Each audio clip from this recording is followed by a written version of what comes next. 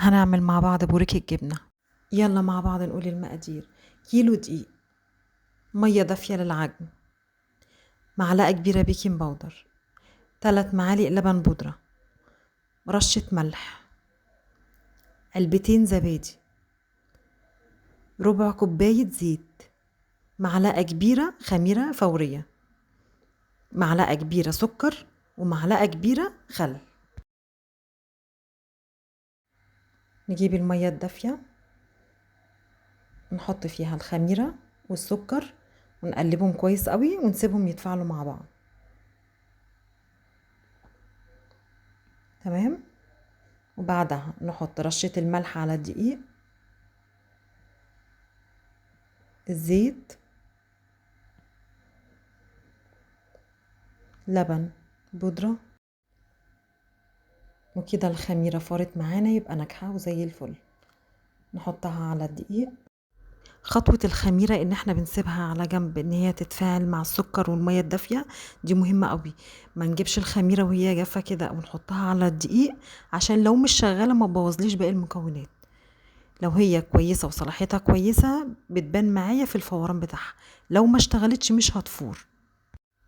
معلقة البيكنج باودر،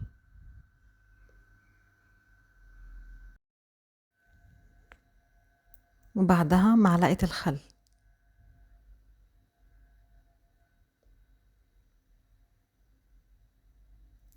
ونحط الزبادي،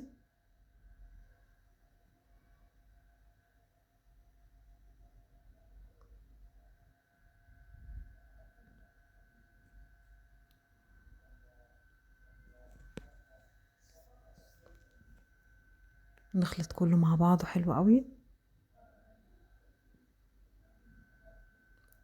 انزل شوية مية عشان تبقى العجينة لينة معايا.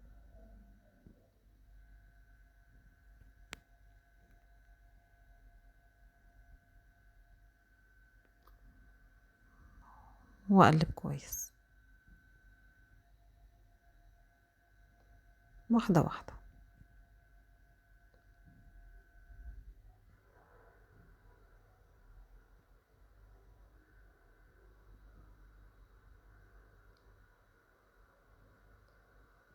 احاول اسيبها واشتغل بايدي احسن.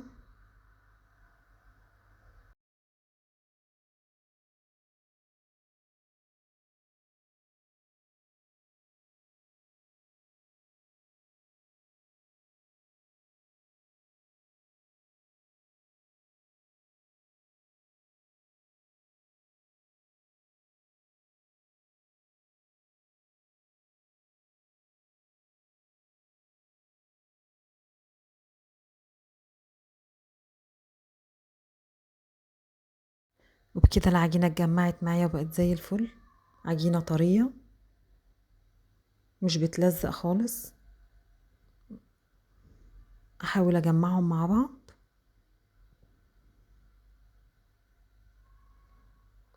واكون دهناها شوية زيت كده من تحت ومن فوق. نجمعها بالشكل ده.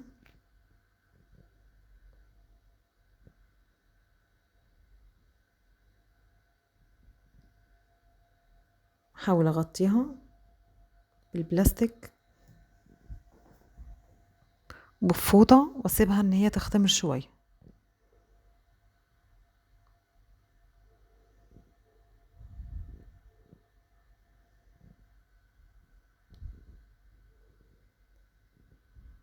احط الفوطة عليها بالشكل ده.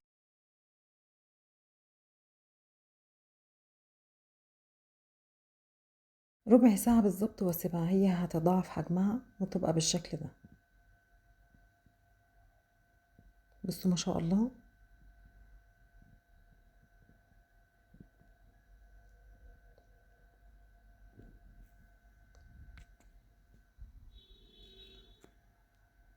نحاول نخرج الهواء اللي فيها.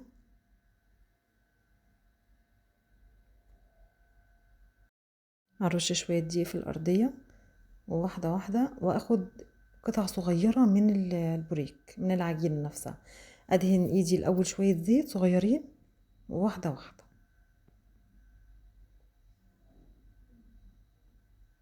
هي قطعة العجينة بتبقى صغيرة ما بتبقاش كبيرة، عشان بعد كده بتختمر وحجمها بيكبر، انا مش عايزاها كبيرة قوي.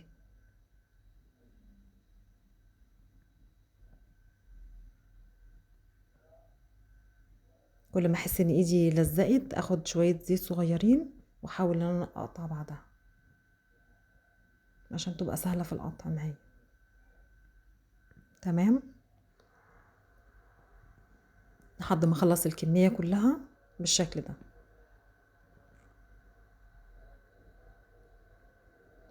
اغطيها كده عشان ما تنشفش مني وانا بشتغل، وابتدي باول واحدة انا اشتغلت بيها. ادهن الصينية بتاعتي بشوية زيت في الارضية كده. الحشو معايا اي نوع جبنة انتي بتحبيه، جبنة بيضة مع جبنة تركي مع شرايح زيتون. حابة تعمليها تركي خالص تمام، حابة تعمليها جبنة قريش مع شوية زيتون برضو حلو. اي نوع جبنة انت بتحبيه سهلة يعني. نفرد العجينة بالشكل ده.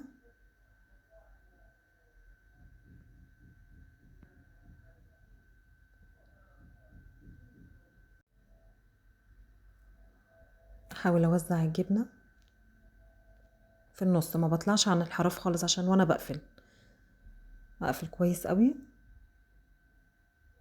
دي اول قفلة، اتأكد كويس قوي ان الجبنة عشان ما تخرجش مني، اتأكد ان العجينة نفسها مقفولة، وبعدها اقفل تاني قفلة بالطريقة دي.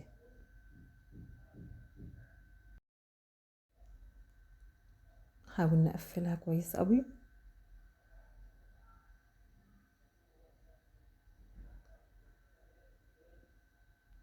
هنعمل مع بعض واحدة كمان.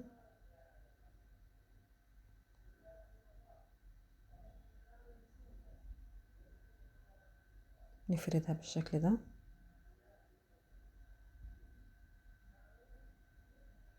اي حشو انت بتحبيه، ما ترتبطيش بجبن. ممكن تحطي قطع لانشون، قطع سجق، اي حاجة انت نفسك فيها.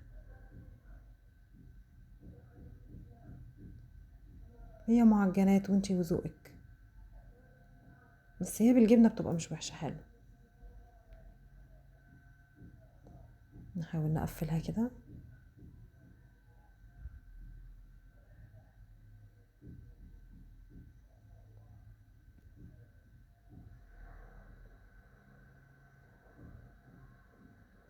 تمام، نظبطها.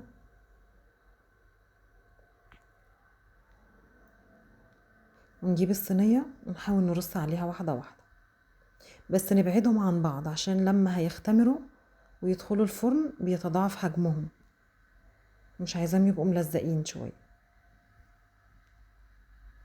تمام، سيبي مسافة بين الواحدة والواحدة كده.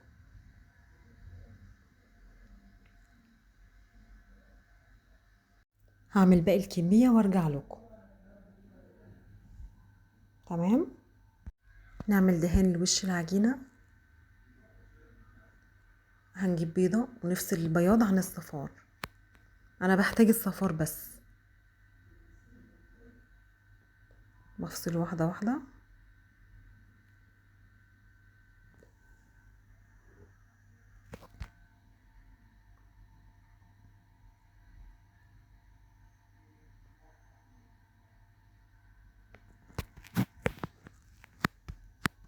تمام، بيقرب الصفار كده وانزل عليه معلقة خل، ده بيضيع لي ريحة الزفارة شوية اللي فيه.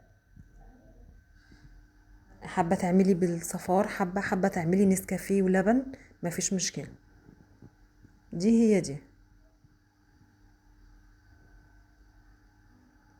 ندهن وش العجينة كده، تديها لمعة وبتبقى شكلها زي الفل. ومعلقة الخل اللي انا عملتها بتضيع ريحة الزفرة وما بتبقاش زفرة خالص.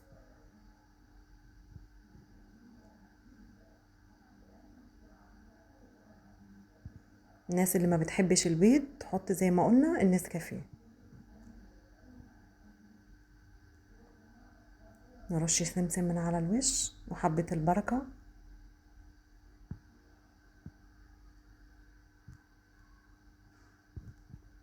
بالشكل ده. وده كده شكلها، صحة وعافية للي يجربها. بصوا طرية ازاي. دي تنفع معانا النوادي، طالعة على البحر، رايحة مشوار وعايزة حاجة خفيفة.